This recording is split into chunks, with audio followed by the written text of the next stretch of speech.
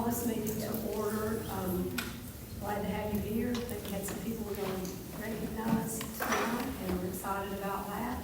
And if you will stand,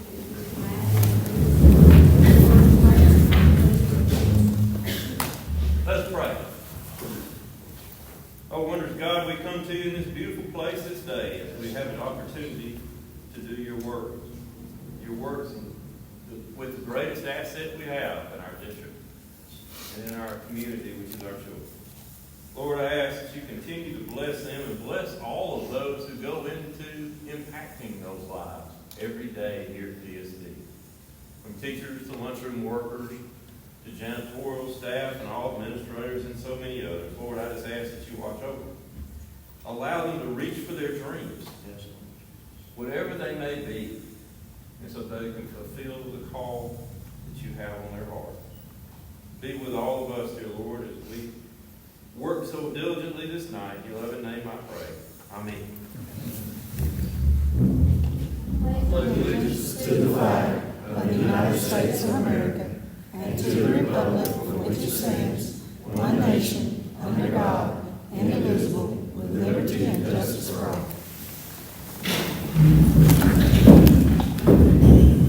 and item 3, roll call. Let the record reflect that all are present for tonight's meeting. Can I get approval of the agenda? We didn't get a first and a second to approve the agenda. Mr. Madden and Mr. Moore. All in favor? Our next item of business is the approval of the minutes. Do I hear a motion to approve the minutes from the last meeting? Dr. Carter and Ms. Mays. All in favor? Public participation. We have no request to address the board this afternoon. Our next item of business is student recognitions. Yes, we are recognizing two groups of people. Well, one group of people, one individual here this afternoon that a great accomplishment that has taken place. And I'm going to ask, first of all, we're going to recognize the game day cheer. And I'll have Mr. Williams come up and speak about that.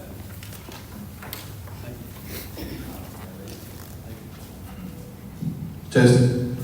All right, if I can have the game day cheer squad and the coaches, Shay Dyer, Michael Wade, and Emily Richardson, come forward, please.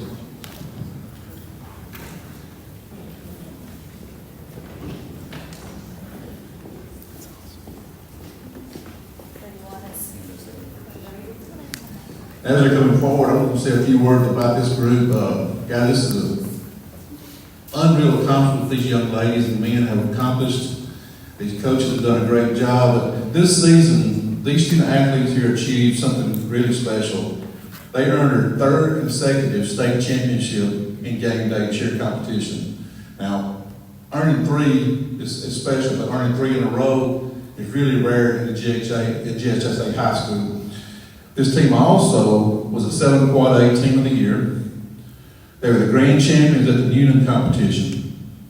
They've also got 4 all-region competitors on this team: Aerith Cruz, Abilene Cup, Braylon Hotchkiss, and Rachel Tanner. Now, what we want to do tonight is congratulate this team and recognize them for their outstanding achievements and thank them for continuing to be set a standard of excellence for our schools and community. So please join me in congratulating this team one more time, guys.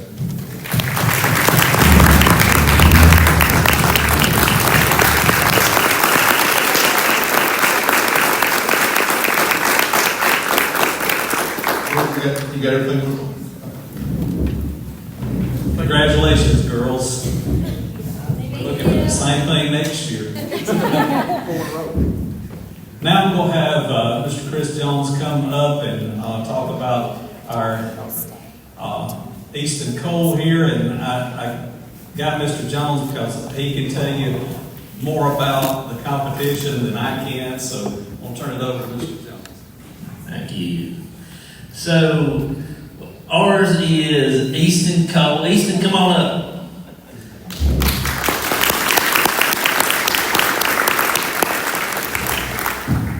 So Easton has been with us in FFA from, I guess, he started, in 4-H in 5th grade. And he's continued, he stayed with us in 9th grade now. And he works hard, so ours is FFA, they go to a bunch of different contests, but one of them is cattle showing. So he has a heifer each year, and he picks out a different one each year, and that's his project for the year. So he takes care of that one. That's his from day one. They come up there on the weekends, feed them. They've got to change feed from time to time, different additives along, and he's got to kind of figure out, this year, he had to figure out his heifer had a little glitch, so we had to figure out kind of what it was that would, we had to give her a little additive to help that. So he's kind of learning those things along the way. When he goes to the shows, or any of our kids, but they have to show that animal in a way that presents that animal the best that it can. We want it to look the best. So he has acquired that skill set to be able to show that, and he is one of our best kids as far as that goes, and how to show that animal. And basically they have to show those claws out, we clip on them, and make them look the absolute best they can. And then when they get done, they go back into production and growing calves, which grow beef for us in the future. So this year, and we go to the fair each year, which is a state show, statewide. All the kids in Georgia will be there. And there was 73 kids, is that right? 73 kids that he had to show against in the ninth grade showmanship. And in the past, he's done really well. I think year before that, what were you? Yeah, so third the year before that. So he's always up there in those top few. But this past year, he was first over that whole out of 73 kids. So amazing accomplishment. We are super proud of him. And so on the next year now, we'll continue on. So congratulations, Easton.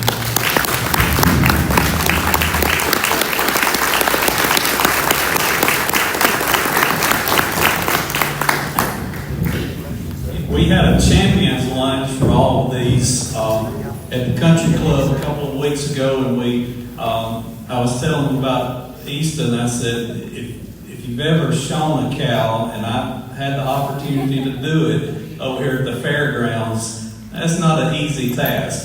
Mine usually goes berserk, and I can't keep it in line. But Easton did a great job with that. And was it more than just Georgia people there this time? That one, yeah, so that one's they call it the Georgia Junior Nationals. So. I had thought I had heard that it was more than just Georgia schools there. So Easton, great job. And just like these girls, we told him over there at the luncheon, we're looking for 3 more years of this from Easton. So congratulations to all of these here tonight.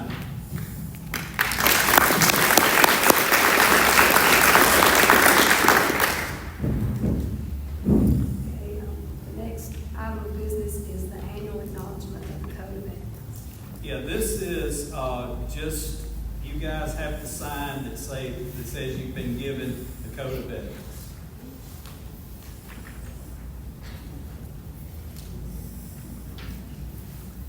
Also, if you're a visitor and you want to go out and make pictures or leave this time, that's also fine. Thank you.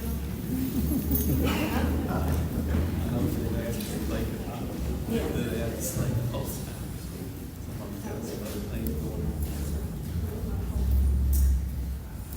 Okay, and the next item of business is the acknowledgement of the conflict of interest. Yeah, that's just that you have to sign, say that you have received that.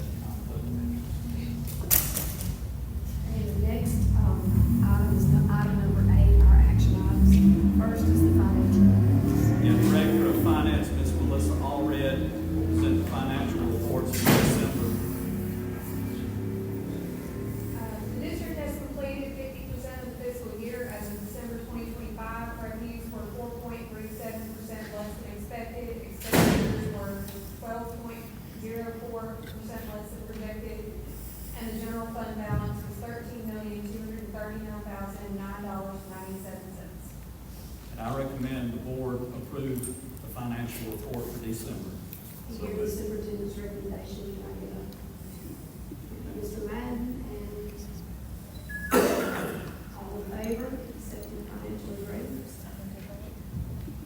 Okay, the next item is field trips. Yes, you will notice here you have the list of field trips, and I recommend that the board approve these. These are overnight field trips. Okay, can I get a motion that we accept the superintendent's recommendation on field trips, Ms. Mays and, Mr. Morgan? Okay, all in favor? Next item of business is, the monitoring system for freezers and coolers. Yes, this is from school nutrition. I recommend the board approve e-control systems for the purchase of temperature monitoring systems for all walk-in freezers and coolers in the amount of $26,269 for initial cost, and then it's a $2,750 annual fee. And what this does, this monitoring system, just say for example, the power goes off, the cooler goes down, it will send out notifications to everyone so that we can get over there and get it fixed before we lose everything that's in there. So I recommend the board approve that. Do I hear a motion to approve superintendent's recommendation? Dr. Carter and Ms. Mays. Okay, all in favor? The next item is the intergovernmental agreement, Exhibit A. Yes, and I sent this to you guys on Friday, but Chris Thomas from the Development Authority, he had reached out to me about this. He said that the agreement, the Exhibit A that they had on file was last updated in 2017, and they had just, they revised it a little bit, and so he said he just needs the approval from all the entities in it. So I recommend the board approve the intergovernmental agreement Exhibit A as presented. Okay, do I hear a motion we accept the intergovernmental? Mr. Madden and Ms. Mays. All in favor? Okay, the next item on the agenda is a TAG discussion. And it's been expressed that there may be some more comments to be made about this at this time. We're waiting for next steps, so there wouldn't be answers for these questions, but if there are questions or items you want to know that in the future we're going to have answered, then this is the time. If there's something you'd like to say out of each board member or anyone that wants to say something, you have 2 to 3 minutes to make comments. Is there any discussion? Yes, I just have to do it. Mr. Hawkins? I'll start with, so the day one is school board, and everything that I discuss or talk about is school board, right? I'm for economic development procedure now. My main focus is on how it affects us, which affects students in Cold School District. But from day one, we were told that if the county had agreed to this, that the development was not moving forward. And I think that was actually said by the developer in the county commissioners meeting last week. So they didn't get a second to move forward. That killed it for that meeting, but we don't know if they're going to come back or not, right? So if they're not moving forward, what are our plans with the resolution that we agreed to the last meeting? I can tell you that my understanding is the city has reached out to the county about scheduling a meeting, and the meeting is supposed to take place, I think, on the 23rd.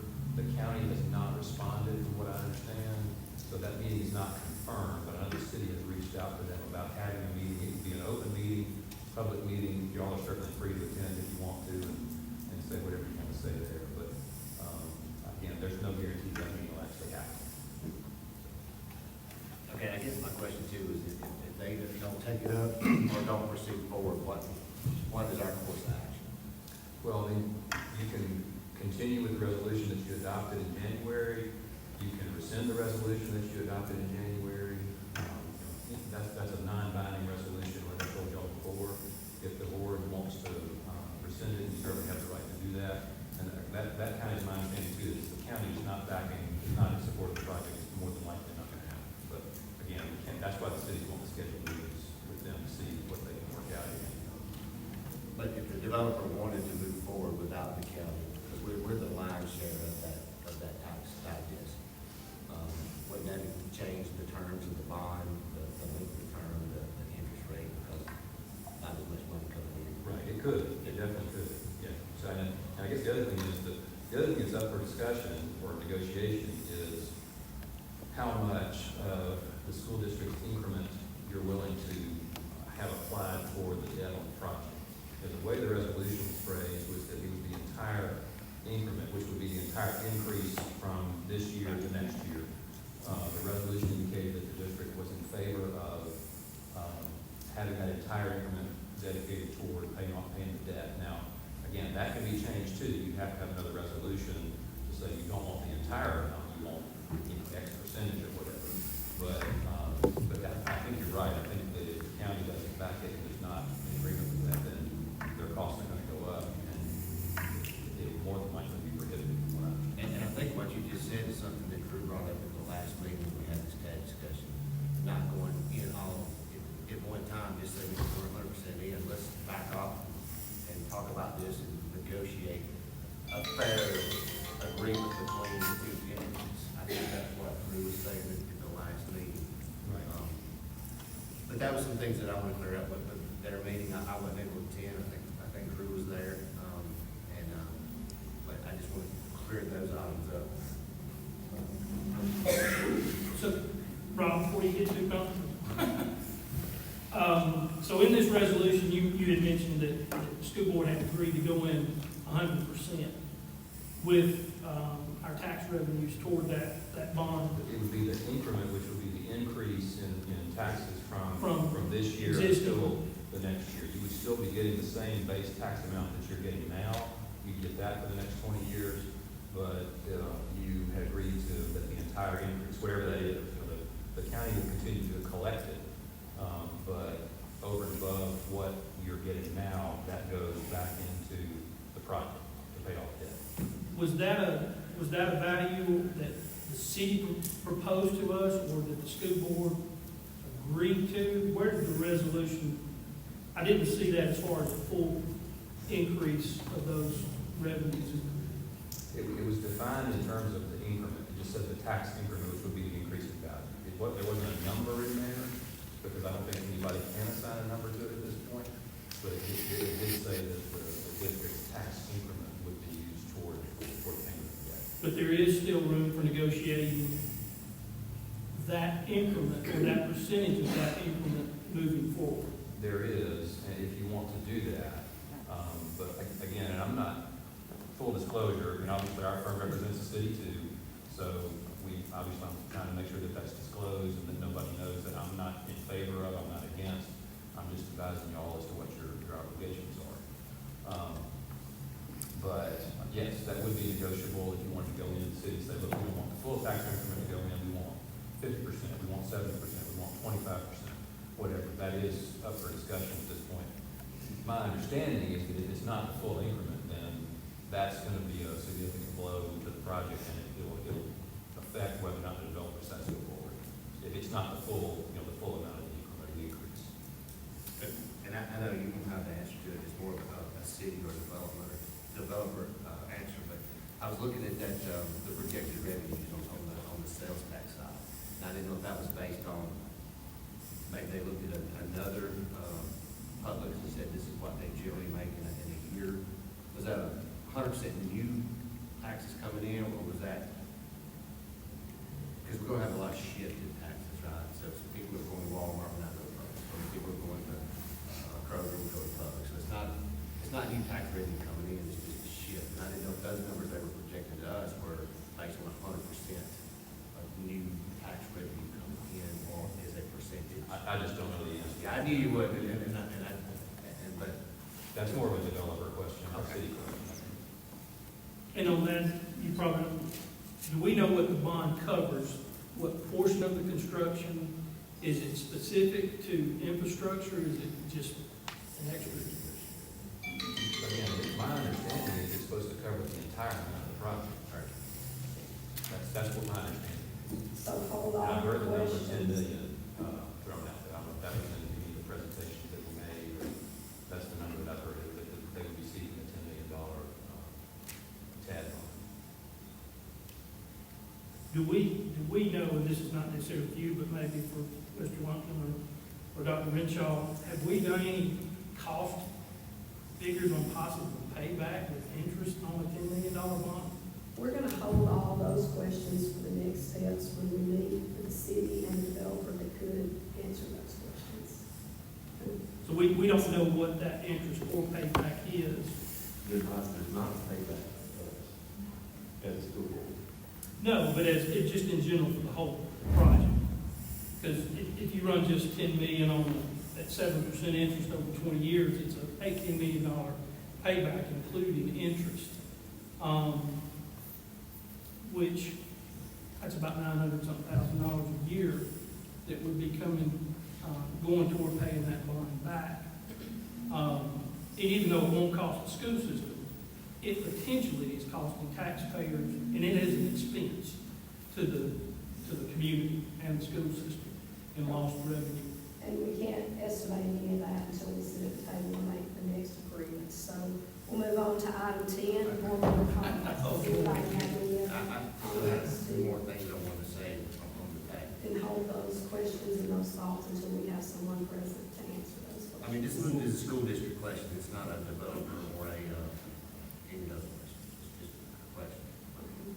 Has the finance department looked at this and determined how much, and you can word a lot there if you want to, right? You're not losing money, we're getting the same amount of money that we got right now, we'll get it for the next 25 years. The finance department will be asked to look at it until we get into the specifics.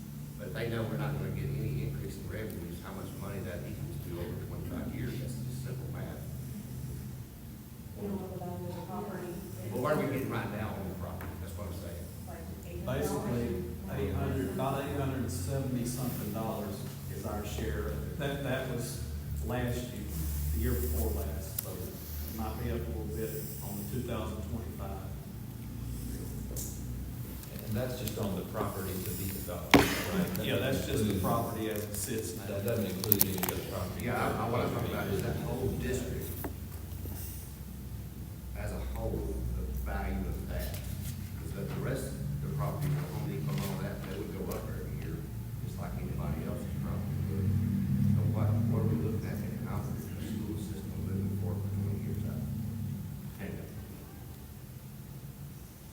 But we do, I mean, it is disappointing that we have yet to still, other than trying to table the conversation at the last meeting, and we've yet to sit down as a board and discuss some of the what-ifs that potentially could impact the school system moving forward with the agreement of this. And I applaud the county for having open discussion and community input, whether it came from community citizens or even the developer and the city commissioner, city manager of Cedartown.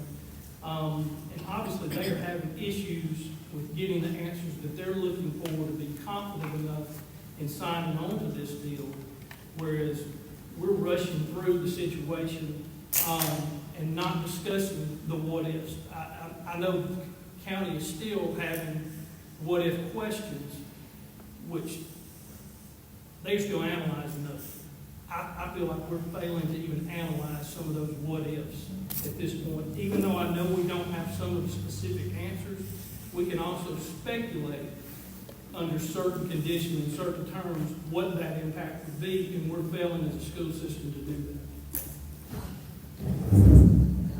If anyone, sorry, my late speak, if anyone has access to know what the entire district parcel as part of this town, what that amount of tax revenue is annually, it can.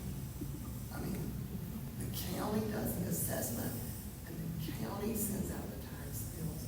So you guys, I mean, any of us would have to go to the county and research that, and it's available really to any of us if we wanted to do such a thing. So I don't think it's really, and I know you want to do it, but I don't think it would really, I would say should they look at this, not necessarily so, because we do not know what it all entails.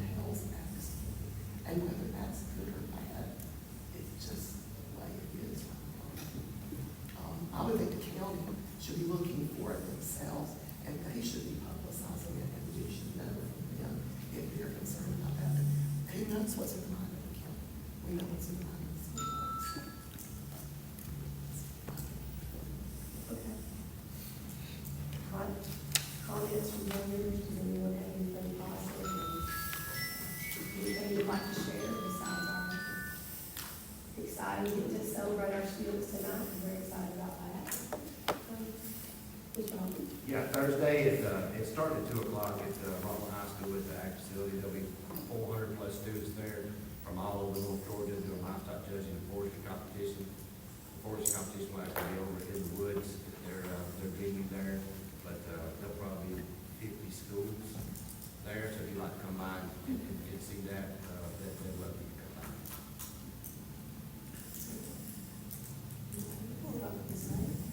Shout out to Mr. Hayden on his welding. He has SpaceX contacted him about his students in welding and want to know if they can join and hire straight out of here for SpaceX. That's awesome. I want to give a shout out, if I could, to Jenny Cup, that's at Mount High School, leads the debate team, and they are currently 15 hours away in Japan and having just won the world championship in debate against the world competition. I think that is something definitely to applaud, and I'm pretty sure we're going to recognize them at a future meeting in some way, shape, or form. But kudos to that wonderful group of kids that she has, and excited to hear about a world championship at Cedartown High School. Dr. Renshaw, I want to give a shout out to Rob Martin and hired their new head football coach a few weeks back when our head coach turned in his notice to resign and go to another school. We were kind of worried, but the athletic director and the administrators and I think did a tremendous job in their hire of the new head coach who brings with his resume 4 state championships from his previous school, and we're looking forward to see what he can do there at Rockmore High School. Excited about the future. Okay, next item of business is executive session. Can we move to executive session? Yes, personnel and legal matters. Okay, do I hear a motion to go into executive session? They have no more. Ms. Carter,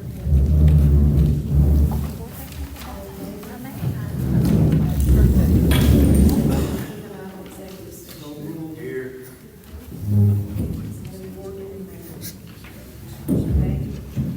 Next item is personnel. Yes, I recommend that the board approve personnel actions as presented. All new personnel recommendations are pending on completion of the criminal background check, and letter of release from previous school systems. Your recommendation, do I hear a motion to accept personnel? Mr. Morgan and Mr. Mack. Okay, all in favor? All approved. Next item of business is for future meetings. We have our work session on March 3rd, and then the regular session on March the 10th. Do I hear a motion to adjourn? Ms. May